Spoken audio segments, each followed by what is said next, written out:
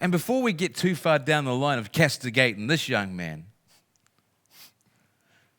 and getting out the cat of nine tails and whipping him for a while, the truth is we are all that.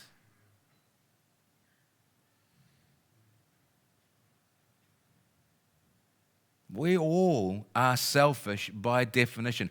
Oh, I'm not selfish, I hear you say. Oh, yes, you are, and that's just how selfish you are, that you can't even see your own selfishness. Oh, wow, you're darn right. I'll be here for the next 2 hours. We've already established this.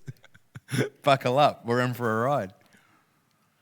You want evidence of your own selfishness, okay? I'll give you one. I'll give you one from Jesus. You see, we've just come out of a series on the law, the relationship of the believer to the law of Moses, right?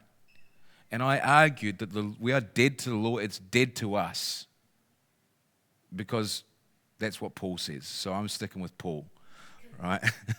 So that was my response to that. And Jesus does something really interesting with the law because he says to people, he says this, and it's one of the most startling things I think Jesus says and most terrifying. And I'm paraphrasing, but he goes something like this. I'm not going to use God's standards to judge you. No. There is a standard I'm going to use to judge you. You will be judged. And there is a standard, and I'm going to hold you accountable to the standard. You want to know what the standard is? Yours.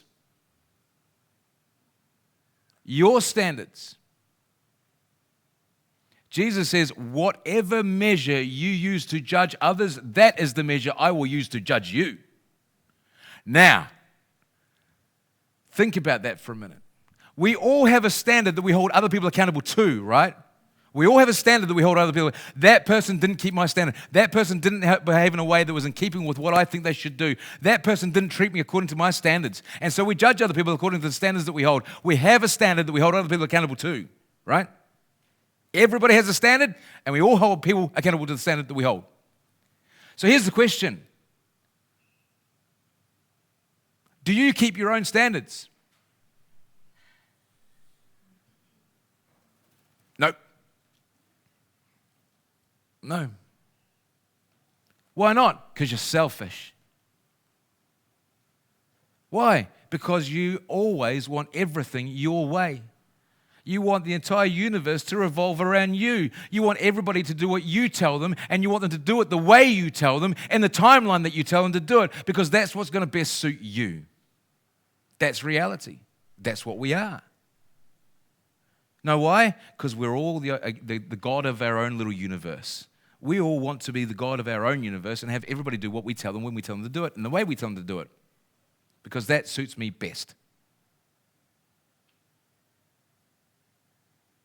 And so we have a standard, and we judge other people according to the standard. But when we break our own standard, there's always a very good reason for breaking our standards, isn't there? There's always a very good reason why I didn't keep the standard that I would hold other people to in this case. Well, there was this mitigating circumstance which meant that it didn't really apply to me in this. That would be just too black and white to hold me accountable. There was a shade of grey in there that I managed to find my toe in, and so I just leapt headfirst into the shade of grey so that the rules didn't apply to me. There's always a justification for why the rules don't apply to you. Because, here's the pattern. We all operate according to our deepest love. We all operate according to our deepest desire. The thing which we desire, we pursue. So the heart desires. We desire things. We love things. The heart desires. The will chooses. I choose the thing I desire. The mind justifies the decision that I have already made. So the intellect doesn't do the choosing. The intellect justifies why you chose what you did. In other words, the intellect is there to give excuses for why you did what you did and to try and make it sound reasonable. So the heart desires, the will chooses, the intellect justifies, the body enacts what you have chosen. You do in your body what you chose to do because you love it. Heart desires, will chooses, mind justifies, body acts, conscience rebukes. And so you get the prick of the conscience, you feel guilty afterwards. oh dear, I probably shouldn't have done that. Well, there was a very good reason I did that. Oh yes, I forgot about that. I'll remind myself of the very good reason. It's a very justified decision. I was actually right in doing what I did, so there. And woe betide anyone that says different. And the more you go through that process and the more you justify your own actions and the more you justify and try and find reasons to make your actions sound guilty, the less of the prick of the conscience that you get because your conscience becomes seared and it stops speaking to you. That is every one of us, folks. That is every one of us. There's always a very good reason why the rules, my rules, that I make and hold everybody accountable to, don't apply to me because I'm God and I get to have it my way. We are all by definition selfish. And selfishness is nothing but idol worship. It's putting yourself in the place of God and worshiping yourself instead of God. It is false worship. And that is the root of all sin. All sin is a failure to worship God for who He is and worship something else instead. As Robin read, for we have all sinned and fallen short of the glory of God. So some of you sitting there were thinking when Robin said that, oh, I'm not a sinner. I don't have any sins to be washed away. I don't have any sins to be paid for. Some of you were thinking that, and you were wrong. Why? Because you're being selfish. Why? Because you were justifying the very things that you knew were wrong that you have done in your past because you want to be the God of your own universe and make up the rules for yourself. It doesn't work that way. Guilt is guilt. You don't get to choose. And so we're all guilty. All have sinned and fallen short of the glory of God. That's the reality of life. That's the reality of what we are as human beings. And we pay the price because we damage ourselves in that process. And our relationships suffer because other people get damaged when we try and yank everything to our own self-interest. Other people suffer. So we damage ourselves, we damage our relationship to others, and naturally we damage our relationship to God because God will not share His glory with anyone. You cannot set yourself up as God over God and expect to have a relationship with God and be all good with God. It doesn't work like that. When we violate the very character and nature of God by setting ourselves up as a God against God, we make ourselves an enemy of God. And when you are an enemy of God, not because God made you an enemy, but because you made yourself an enemy of God by setting yourself up as a God against God, when you set yourself up as an enemy of God, God will not have a relationship with you. You become separated from God. Now think about the ramifications of that for a moment. When you are separated from who God is, from a relationship with God, there are consequences. Why? Because God is the creator of all that has come to exist. Yes? If God exists, He is the one that created everything. God is the source of life. Everything that has life has received it from God. With me? God is the creator of all that has come to exist.